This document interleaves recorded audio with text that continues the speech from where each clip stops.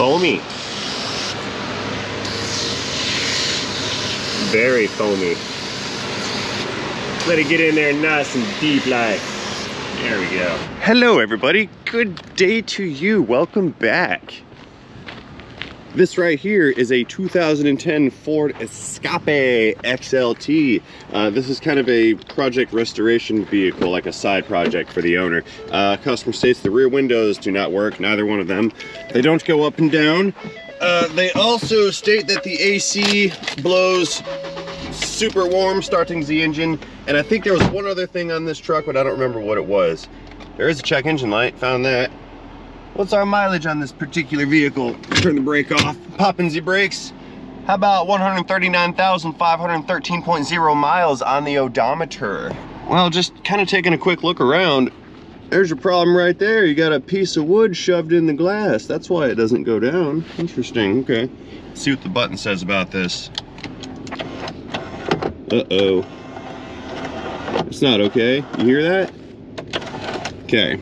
Well, we know electronically the system works. The button is effective. Let's try the right rear.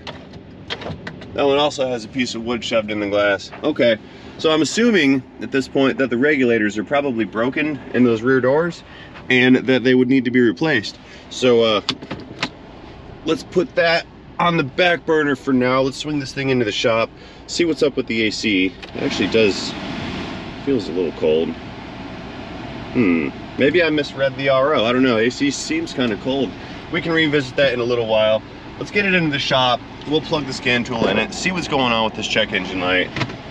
We'll see what's up with the rear window regulators, and then we can go from there. So stay tuned, because this is gonna be a very good video. Opening the hood.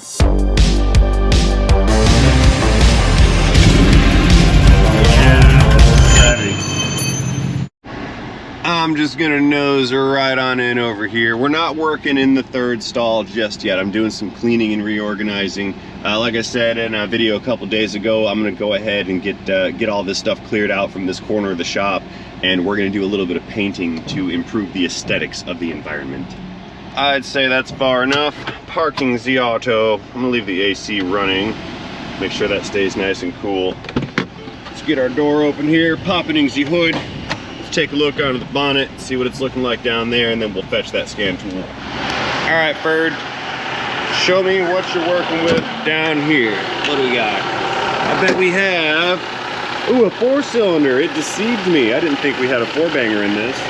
Let's see, the sticker indicates that's a 2.5 liter 4-cylinder. Okay. That's a little crust-o-matic right there. I don't know how I feel about that. Yeah, we need to clean that stuff up later. No big deal. AC's making some cold. How's our fans doing? Fans are running. Let me fetch the thermometer to keep an eyeball on that AC system. Here, let's just plop that in there. We'll check on that thing later. So I'm hearing some clankety clanks down here. I'm wondering if that's the compressor for the AC or if it's something with the engine. We can shut down the AC compressor real quick and see if that noise goes away. If it does go away, then that's going to tell me that the compressor is making the noise. If it stays there, then it's not the compressor. And survey says the noise is gone. So that indicates to me that that AC compressor is in fact making noise. Okay, that will be noted. Let's turn that thing back on just to make sure it cools like it's supposed to be cooling. More cool. There we go. Let's fetch the scan tool next and see what those diagnostic trouble codes are about. There she is. Scanner Danner. All right, scan tool powering on. We're gonna use our flashlight to find our little connector. Found her. She's way down there. Scanner powering on, linking up. Satellites communicating. Loading databases. Automatic ID initializing. Okay, as per our earlier assessment, 2010 Ford Escape, front wheel drive only, 2.5 liter Doak 4-cylinder with 139,513 miles on the odometer. That is all correct. Good. Let's see what our engine codes say. What do we have here? I bet we've got a evap system. That's what it is. P0440, that's what I think. That's my guess. Am I right? I don't know. Am I wrong? Oh my God. Well, I was close. P0443, evap system purge control circuit. P045 system, evap system leak detected, fuel cap off/loose. Okay, that told me what it is. P1000, OBD2 readiness not complete. That means these were recently cleared. P0301, cylinder 1 misfire. That's pending trouble code. Let's look into that real quick. Let's see if we have misfire counts. Let's climb into data. Let's see if we have a PID for misfires. Misfire data. There we go. Continuing. Collecting data. Okay, average misfires, 80 misfires on cylinder 1. That's the count. Alright, so this data list does not show me if there's current misfires. I would probably need Ford IDS to view that, which I do not have. So we do know that there are misfires that are present and are being documented on cylinder number 1. So we can look into that at a later time. Let's go back into our codes menu. Now this thing right here, this P0457, that was stating that it thinks that the fuel cap is off or loose. Now that's hypothesizing, it doesn't know. The cap could have been loose, it could have been removed, it could have a bad O-ring seal on it. So let's check the fuel cap real quick. If this cap is, oh, it's a capless system. Okay, that's not what I expected to find. Okay, that horse is a different color. I'm gonna have to smoke test this evap system later on. Okay, backing out of here again. It had a code for the evap system purge valve circuit. So let us go back into data. Engine management, evap fuel system data. Let's go into that one. A couple things I'm going to look for in engine data. I want to see when the last time these codes were cleared, and I would also, oh here we go, number of warm-ups since DTC cleared, 43. So it has been started and the engine has come up to temperature 43 times since the last time this was cleared out. That explains the OBD2 system check incomplete. That's that P1000. Let's see if there's anything else here that's standing out to me. Fuel level, nope, nope. Emission monitor not running, nope. I wonder if I can take control of the purge valve. Oh, here we go. It's gone 727 miles since the last time it was cleared. And it's been 725 miles since the mill set again. So this thing was cleared out, it was driven 2 miles, and then the light came back on again. Real quick side note, we're only making about 56 degree air at the center vent. So this the system is underperforming a little bit, and we have a noisy compressor. So this thing's probably gonna get the compressor treatment if we're gonna touch anything with the AC. I'm a little actually more focused on the engine misfire, and the customers want to get those 2 rear windows fixed as well. So we're probably gonna focus on that for the time being. All right, backing out of these menus here. Let's go ahead and power this thing down. I want to, I'm gonna pull the spark plug off number 1 and make sure it's okay. Then we're gonna check that purge valve. Maybe we won't even do it in that order. I don't really know. Let's see, this is gonna be number 1 right here.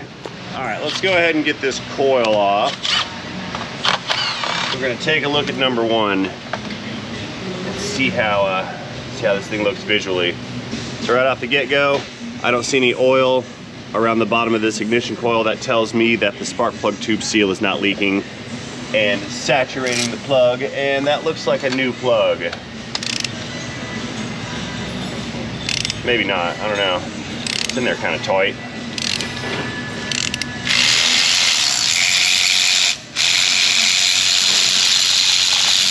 But it did look nice and shiny from the top. Ooh, hot. No, there is oil on that. Look at that. Ooh, hot, hot, hot, hot, hot. Okie doke. So here's what's going on with this spark plug. It looks right here like this is a Fomaco spark plug. So I would bet that this could be the original. There is a little bit of oil on it down here at the base. So that tells me there is some slight seepage from that valve cover gasket.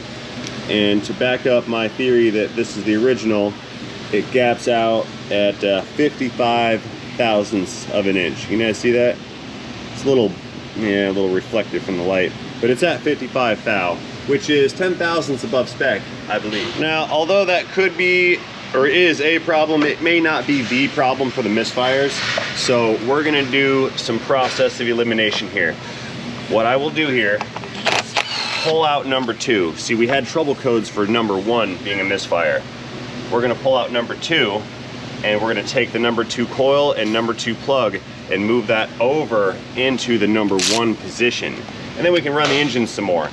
If the misfire moves from the number 1 position over to the number 2 position, we then know that is either the spark plug or the coil. In which case, we can move the coil maybe to the number 3 position and then see if the misfire follows it. This is also tied in there. I think there's some carbon buildup on the threads where they protrude into the combustion chamber, because that's kind of tight. Send it. Full send, no mercy. See how this one looks. Ah, look at that. Crusty, nasty on there.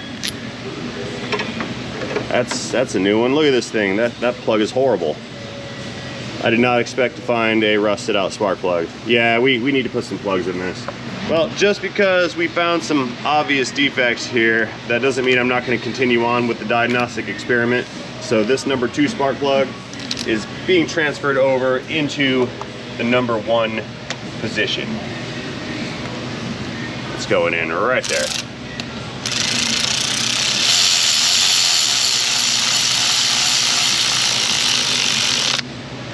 Clickage. We'll drop that guy back down.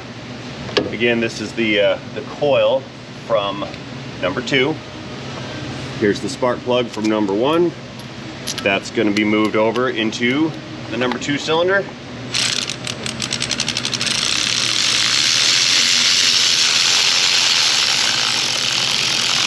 Yeah, I did that. You caught me. Click. And the coil from number 1. So all the secondary ignition components have been swapped between cylinders 1 and cylinder 2. I'll have to run this for a little while, and it may set a code, or I may just have to look into the misfire counts. But we're gonna see if that misfire followed. If it didn't follow, then we have something else going on with the number 1 cylinder. It could be an injector, could be a valve, could be piston rings, could be a plethora of different things, but we will cross that bridge when we come to it.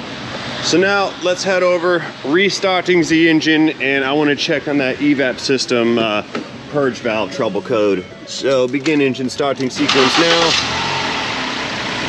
Now I believe that it said that the purge valve had a circuit code, which means it detected open circuit or it detected a short circuit. I think that's our purge valve right there. It's got the large vacuum line on it that goes back into the evap system down below, back to the fuel tank. And first thing I'm noticing right now is I'm not hearing or feeling this solenoid actuating. Let's pull the hose off of it if I can get it. Yep. I'm not feeling any vacuum here. It scared me. I'm not feeling any vacuum here, and I think I should. Let's see if I can't actuate that purge valve, and see if it's going to come on or not. Back to the scan tool. So we're going to go into functional tests, output controls. That should give us control of one of the systems, and we're going to look for purge percent. There we go. There's our purge. Now it's plugged back in, and I'm going to open that purge valve wide open. 20, 30, 40, 50, 60, 100% open on that purge valve. Let's go check it and see if we have any flow. And coming back down below, nothing happening at the purge valve. There is no flow, no vacuum. Now, just to make sure that it is receiving the command, let's connect a test load to the connector. And if the test load begins to respond to commands, then we know that the ECM and the wiring is good and that the valve itself is faulty. All right, in an effort to speed this up, I have a known good purge valve. It's good on the electronic side. It is not good on the sealing side. This thing had a leak. Anyway, I've got a purge valve here, and I've connected some test leads to it. The green and the yellow are connected to the two blues, which are some adapters. Those are connected to the pins. And I've got two more blue adapters that are pinned right here. We're gonna connect these pins to the wiring harness, and we should see or hear this valve actuating. It's gonna go open, close, open, close, open, close very rapidly. If it does, then we know that the circuit and that the ECM are in good condition, and that will confirm that that purge valve down there has failed and would need to be replaced. By the way, pardon all the noise, there's lots of stuff going on around here. Troy's renovating the other side of the shop as we speak. Anyway, I need to get these two pins connected to this connector, and we're gonna witness this thing come on. You're gonna need two hands for this, so I gotta hang you guys out to dry. Let's see here, plugging that one in, plugging that one in, get on there. Oh yeah, look at that. You hear it? Open, close, open, close. So this purge valve is functioning. Well, it's opening and closing like it should. Here. All right, that's confirmed kill. That's a diag on the purge valve. We're gonna need to replace the purge valve in this. I'm not gonna do anything with leak checks, because if the purge valve doesn't function, then the system cannot continue its diagnostic checks, and any of those other codes, I'll consider those to be sort of irrelevant right now. So we gotta fix these in phases, one thing at a time. So let's head back into the cabin and see if we can't check on those misfires to see if they've moved. Let's see what we've got here. Well, we're still making 55-degree air. Okay. Let's get out of our evap system menu. Backing out, all the way out. Continuing, we're gonna go back into data, key on engine running data, door, and we're looking for misfires. Show me misfires on number 2. That's what I want to see. And nope, nope, nope, not yet. Let's give it some throttle, see if they show up on number 2. It's a negative. I'm going to put it in gear and put a slight load on it.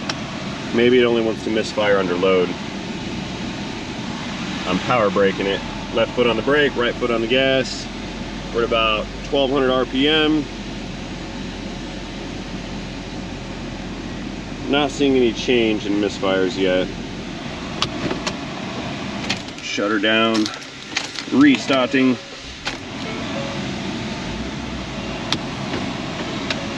Doo-doo-doo.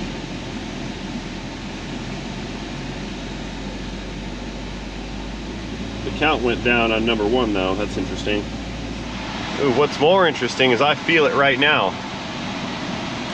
I feel the misfire occurring right now. It's like dunk, dunk, dunk, dunk, dunk, dunk.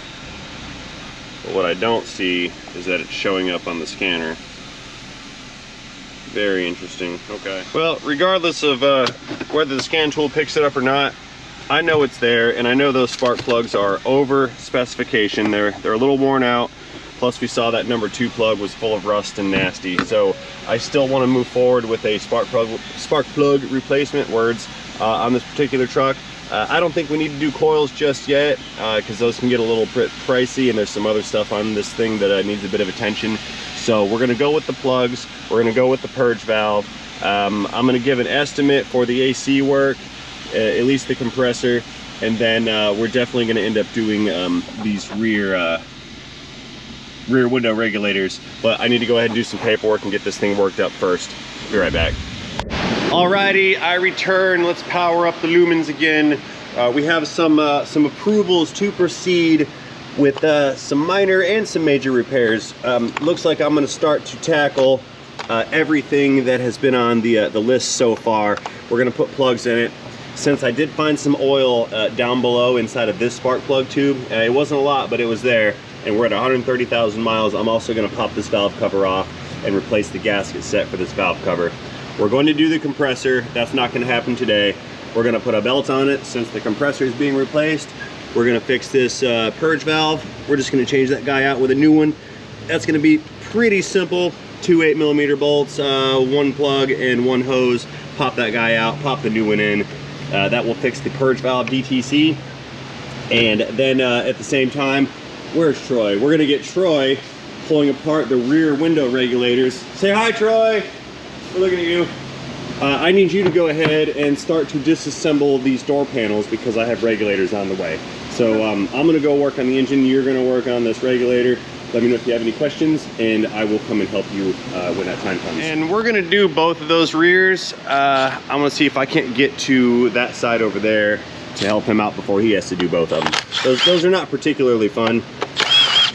I mean, this one called for low labor on that, so it may not be too tough, so I'm hoping he can handle it solo. Let him apply his critical thinking and decision-making skills. I'll pop those guys out. Coil, coil, numero 3, and number 4. So I've got all the coils disconnected, but there's like a rogue wire over here hanging out. I'm wondering if this thing is like a knock sensor. Got a dust boot here. There's our connector. Yeah, that's got to be a knock sensor or something. Let's see if I can't get that out without breaking it. Good to go. Okay. We'll pull these harnesses aside. Let's get this one disconnected. Come here. Oh, there we go. Got that. And we've got one hose a little farther back. Let's get that guy off. We don't need you here. Just tuck that aside. Oh, there's another over here to the left. I think that's a cam position sensor, maybe? Don't know. So there's still a bunch of debris and sand up here on top of the valve cover. Let's vacuum that stuff away. Powering on. And there's some rodent droppings. Let's get those out of there.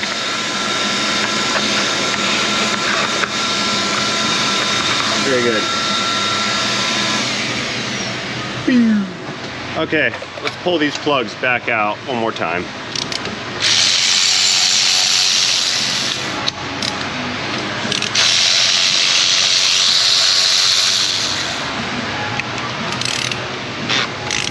All right. Okay, we've got some 8mm action. Let's pull these studs out. Oh, and the dipstick while we're at it. Gotta get rid of that. Anyway, let's take the studs out. Get rid of those. Get this thing unbolted and pried away. Parts have been ordered, so that stuff should be here any time now. Okay, all these bolts seem to be captured in the cover, so they're not gonna just come out, they're gonna stay right there. See that? There's like a clip or a grommet that holds them in. Come here. And uno más. Nope, already got that one. Okay, that's all the bolts, I think. Let's crack this thing loose. Let's see how this is gonna work out for us here. Here, cover. It's kind of warm. I ran it for a while. Here we go. Cover's coming up. Tape's holding it on. Cover coming out. Come here. Ooh, pretty clean in here. Look at that. It's cleaner than I thought it would be. All right, let's go through real quick with a shop towel and wipe away all this dirt that's on the sealing surface. We don't want that there for when we go to reseal this. A lot of it's oil, but some of it's dirt and oil. And in places like the front over here, some of it is some sealant. And we can use the towel to remove the sealant. Just kind of polish it till it comes away, or goes away, or comes and then goes away. That didn't sound right. Epic failure on verb usage. There's a piece of sealant, get rid of that. Wipe that off, and we can move on to that purge valve next while we wait for parts to arrive. So let's take a fender cover here and cover up this valve train just so we don't drop any nuts and bolts and dirt and debris and anything else down into the engine. There we go, that's nice and safe. Alrighty, looking down at the front of the engine next to the intake, we're going back to that purge valve. Let me disconnect our vacuum hose. That one runs back to the tank. And we've got two 8mm bolts. Let's see if I can't get these with a power tool. Tight squeeze in there. I think I can walk them out. There's one. Got it. And the second one right next to it. Break loose.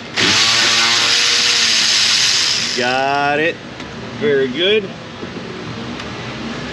Bolt extraction complete. Now let's pull this valve out. Give it a wiggle. The O-ring came with it, so that's not stuck in the manifold. Here's our faulty valve. We've got a vacuum source from the manifold, our electrical connector. There's a solenoid inside of it that operates the little pencil valve, and then as that opens and closes, it will send engine vacuum back to the fuel tank to recover vapors. That's how this little guy works. So here's a good opportunity to illustrate just how these things can fail. We've got two purge valves here. They both do the exact same thing, just a different design. This one functions electronically, which means the solenoid inside does work, but the valve itself sticks open or closed, or both. It's just got a lot of friction inside the valve. Could be because of contaminants. Now this one over here, we do not know if the actual pintle inside of it does function. It may or may not, but this is an example of a valve that has failed electronically. So you can have one component with two different modes of failure, both of which can cause the same trouble code or different trouble codes to set. It depends on the programming nature of the system. But two valves, two different failures. This one's good for testing electronically. This one's not good for anything. So that's when that's getting thrown in the trash, and this is getting put back on the shelf in case I need to use it again to prove another different faulty component. This is why mechanics hoard things, and we never get rid of them. You never know when you might need that. Well, that didn't take long. Like literally, I looked up and the parts guy was here delivering parts. So we're not gonna wait for anything. Let's pull our new valve out and give it an inspection. Looks like some assembly is required. Well, let's start with the obvious. We have an O-ring to install. Let's get that guy on. And then we have a grommet to install. Looks like the small side goes this way. Slip that in. And then this one. And then the inserts, which go front to back.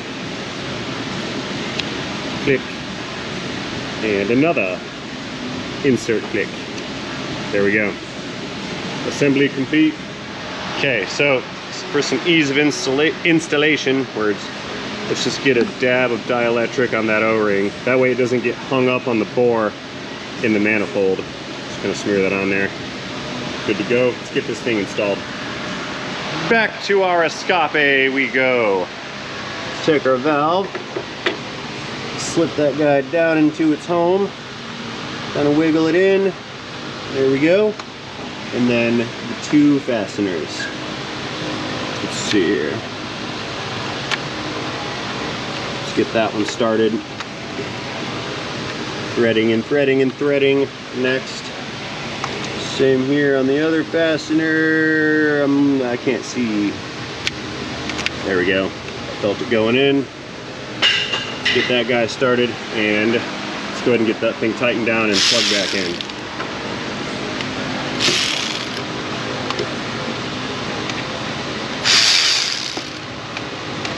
Now those inserts that I put inside of those grommets, those prevent over torquing, so I won't be able to smash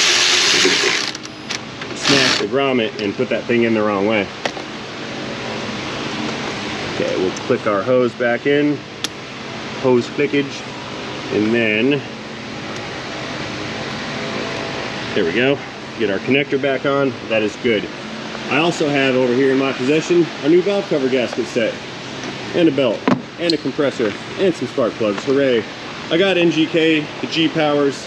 They did not have any Motorcraft plugs, so I figured I'd go with what I know is good. All right, so real quick, let's just compare these plugs with the new ones. Again, we're sitting at about 55 thousandths gap, and the new ones, 38, 39 thou. I know you guys can't really see that, but you can see where it lands on the gauge. So the other one landed here, this one lands over here. So yep, confirmed kill, definitely worn out. All right, old valve cover coming in right here. let's go ahead and pluck this gasket out of here and get the new ones reinstalled. I've already got them unpackaged. They're blue, so you know that they're good. Okay, let's just get under this gasket and work this thing out, just like so. I think there's 3 pieces to this gasket, 4 pieces maybe. There's one there, and then these inside gasket sections for the spark plug tube seals. There's one. That one was full of oil. Another one coming in or coming out. We're coming in and out. Come here. Pull that guy out. And numero 4. There. Let's get these guys refitted. Here comes our replacements. That's looking pretty. Shapes and colors. Get that one in. And then the center section, let's get that one in. They just press right down into those grooves and there they sit. Sometimes they don't fit very well and you got to clean all the oil out of there. Like anything residual, it's got to be super dry. Otherwise the gaskets won't stick inside of that, that little groove. But in this case, we're good. Now, utilizing shapes and colors, we can see that there's a few angles in this section. So that's either going to go on this front side or the back side, and it looks like it fits back in that back side. Good. And we will go all the way around the circumference. Does this really count as a circumference because the shape is not round? The edge? I mean, I want to say circumference, but I believe that only refers to things that are circular, like the circumference of a ball, or the circumference of an orange, which also is a ball. English is hard. I think the word you're looking for is perimeter. Perimeter? Ah, perimeter. 2 points for Troy. We're going around the perimeter. There we go. Thank you, sir. My brain's not fully activated yet, but I got a backup from a backup over there. I'm there. Alrighty. This thing has been re-gasketed. Let's return to our 2.5 liter 4-cylinder Ferd motor and get this guy reinstalled. Then we will drop the plugs back in and move on with additional repairs. Okay, let's lift the veil here and get our protection out of the way. I'm going to need to get a little bit of RTV sealant at the area between the front timing cover and the cylinder head. There's a little gap right there, and we don't want that gap being a pathway for oil to leak out and leak down the sides of the engine. Words. Just a little bitty dab right there and right there. Good to go. Which is awesome because this little tube is out of sealant. Get rid of that. So now we can maneuver in our cover, taking care to not drop a bunch of dirt down in here, to not smear the sealant, and more importantly, to avoid peeling that gasket out of its groove. Because if the gasket comes out, I've got to take this apart and reseat it and do it all over again. And I don't want to do my job twice today. I got a case of the Mondays and I'm kind of sunburnt. Went to the beach yesterday. Right near the beach, boy. Right near the beach, boy. Come on now. Click. That's it. Fell right in. Good. Let's get all these little fasteners started by hand. A couple turns. That one there. That one there. Good. Very good. One fell out, but I found it. Let's get this guy in.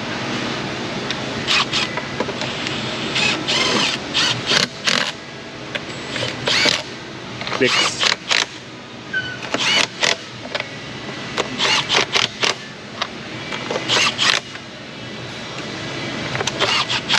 One in the corner. You can see this thing is flexing as torque is being applied.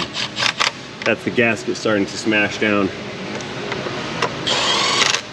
These are just preliminary clicks.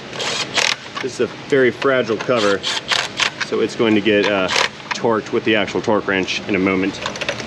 That's all good so far. We've got them all. Let's get these things clicked with the actual torque wrench. All right, 1/4 inch torque wrench coming in. We're set up for 89 inch-pounds of torque. And that's what we're gonna click it to.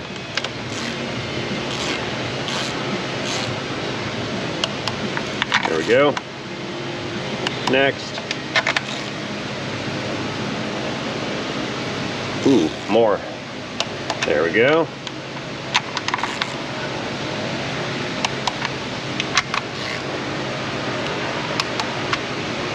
Back over here to the left.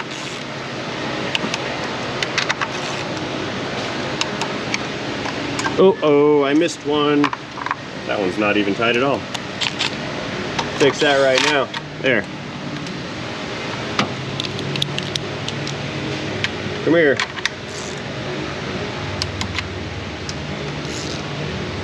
That one also is loose. That happened from the gasket being compressed as I torqued the other fasteners. There we go. There we go. Last one. And a quick recheck of the first couple that I got. That's still tight. That's still tight. Okay, that's all good to go. Let's go ahead and start reconnecting all of our components here. Get that guy on. That one. This one goes down yonder to its connector. We've got fuel injectors.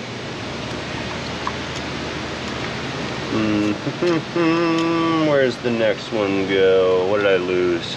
Okay, we'll get that guy in. That's our knock sensor, I think. I heard that click. There's an injector.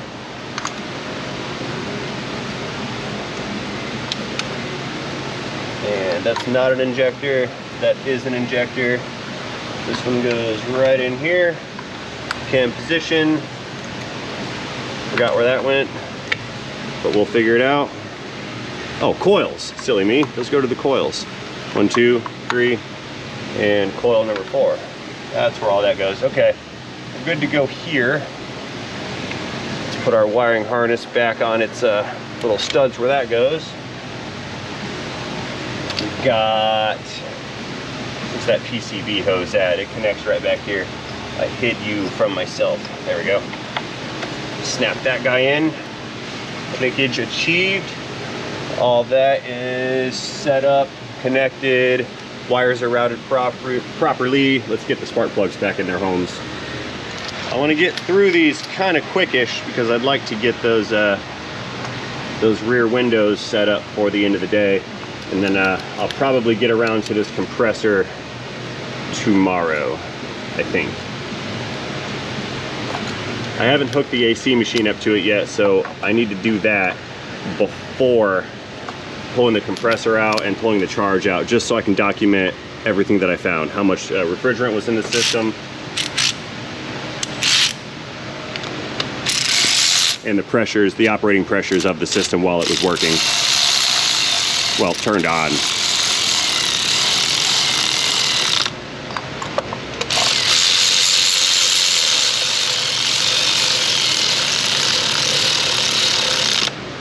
And no, I'm not using a Never Seize on these plugs.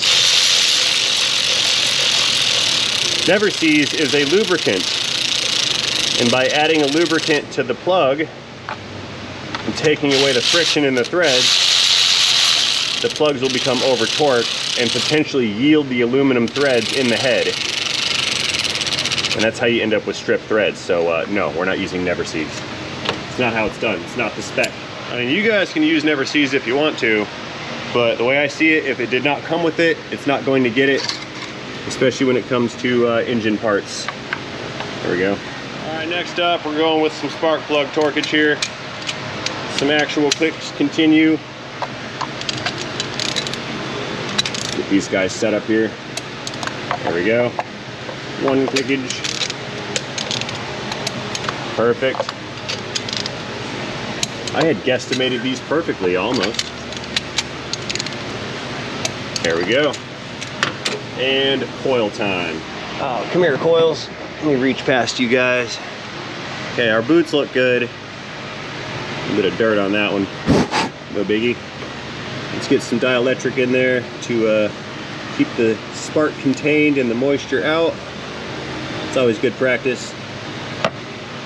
Get these guys dropped into place and bolted in, reconnected. Then we can fire this thing back up and check those AC pressures.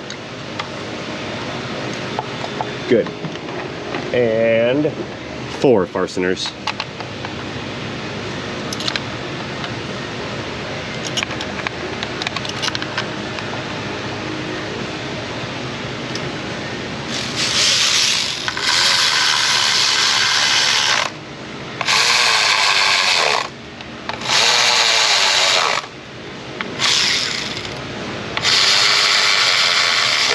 Beautiful.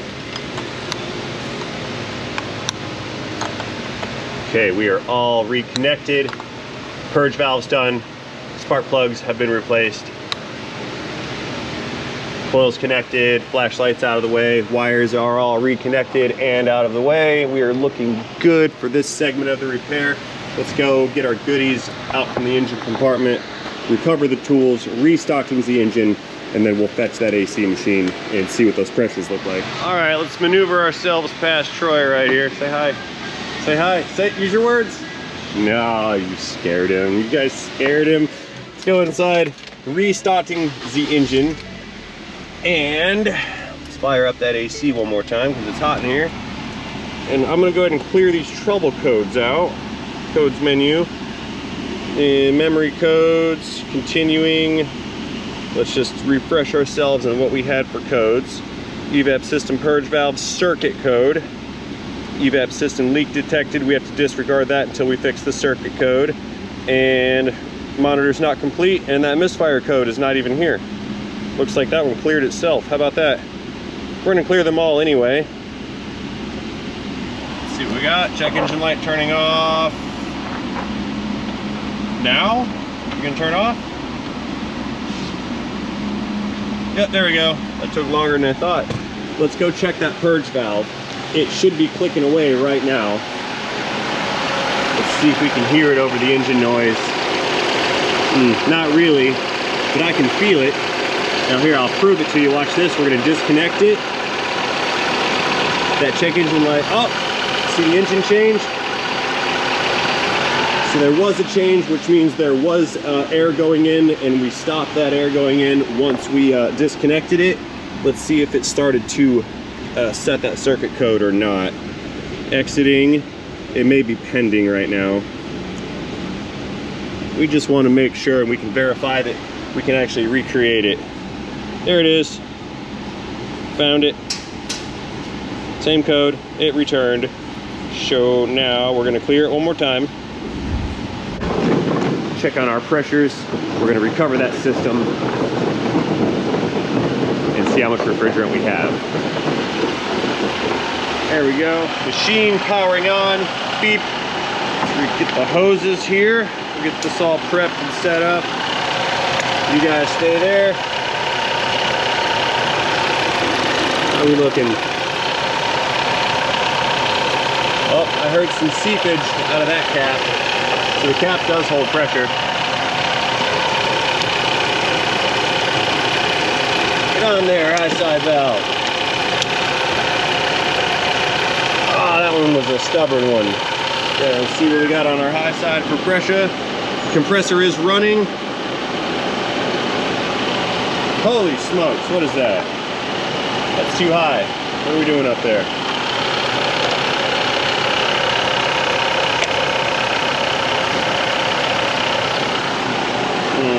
It's also too high. Time to recover. I wonder if this thing's overcharged. Connecting system, yada yada. Let's go ahead and pull it down. So too high pressure, that's going to be a restriction. It's going to be an expansion valve that's stuck. Powering down. Or it's going to be like a clog in the condenser or something like that. Or the system's just overcharged, which it could be. A lot of times people will have a system that underperforms and they'll go grab one of those cans from the parts store or Walmart or whatever, shoot that can into it, and they end up overcharging the system. So that's also a possibility. According to our sticker, we require 1.56 pounds or 0.71 kilograms of refrigerant. The recovery has begun. What are we pulling up here? Hey, Troy got one of these regulators out. Let's take a look. And we have a broken cable regulator. That's why they were stuck in the down position and were falling and not going up. These cables broke off where they're supposed to attach to the motor regulator assembly, and it probably has twisted cables inside. Yep, I can see it down in there. There's a cable running like sideways diagonal at the bottom of that little bore. Yeah, we can even see right here, that's the ball at the end of the cable, and that is supposed to go around right here and attach to this slide, like right here and right here, and both balls have been removed. So it's ballless and it cannot operate. So yep, that one's jumped. I speculate that the other side has suffered a similar fate. We've got some replacements here, so that's going to get squared away in no time. And our machine is not yet done recovering. We've got 4 minutes left until it tells us how much it pulled out of the system. All right, so Troy has got he's got this window regulator in. Let's see if it's going to function. All right, that's all the way up, all the way down. Yeah, we can see there was some tape on here holding this up before the block of wood got shoved in. But we've got up and down action, so the regulator is now regulating. Good job, brother. You got it. And the other side's halfway apart, so I'm going back to my AC. I heard the machine do some beep action. Let's see what was recovered out of this. It looks like 1.415 pounds, and our spec is 1.56 pounds, so very slight. It was a little bit low, not much. So we've either got a restriction here or the expansion valve is stuck closed. We do have compressor noise. However, since we do have an entire other type of system to go ahead and service, I think I'm going to go ahead and pause this operation for now and close this video out. We're coming up on the acceptable time limit for a specific repair, and we've already like shoved in like 3.5 repairs into one video, and I'd say that's good enough for today. So like I said, I'm gonna go ahead and close this one out right now. We're actually fixing to pack it up and get out of here. It's getting a little late in the day, so we're gonna pick back up on this mañana, and we can proceed with servicing this AC system. We're not gonna need these here for now, so I can shut down my AC machine. And later on, we're gonna revisit this car. I'm gonna disassemble it a little bit further. We're gonna pull that compressor out due to the noise. I've got an expansion valve on the way as well because it came with the compressor. And I'm undecided on whether or not there's a restriction in this condenser or not. So what we're gonna do is we're gonna pop the compressor in, we're gonna pop the expansion valve in, recharge it, fire the system back up and see what the pressures do. If we still have high pressure, then we know there is in fact a restriction somewhere, and I'll go ahead and pull out this condensing unit right here and we'll change that thing out as well. But that's all gonna get saved for the next edition of this particular Ford Escape. So with that being said, as always, I'd like to thank you guys for watching this video. Certainly hope you enjoyed this video. If you did enjoy this video, please feel free to let me know about that in the comment section down below. Don't forget to tap that like button while you're down there. And most importantly, have yourselves a great day.